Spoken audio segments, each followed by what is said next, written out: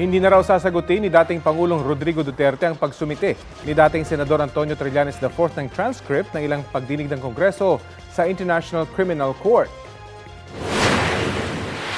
Walang ginawa na kung hindi magdaldal.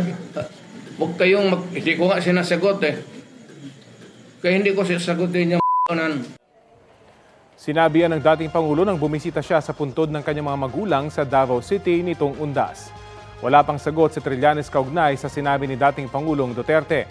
Pero nag-ugat ang reaksyon ng dating Pangulo sa pahayag ni Trillanes sa X na naipadala na raw sa ICC ang transcripts ng pagdinig ng Senate Blue Ribbon Subcommittee noong October 28 kung kailan inako ng dating Pangulo ang responsibilidad sa drug war.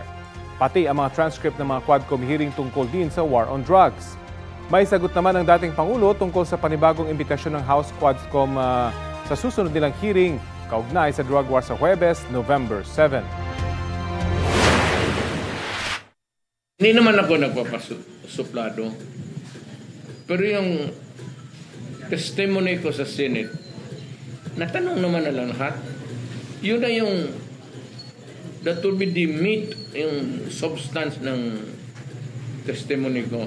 Depende sa katawan. Hindi man siguro sila maniwala nung unang invitation nila na sabi ko, Bong, sabi mo, I'm not good.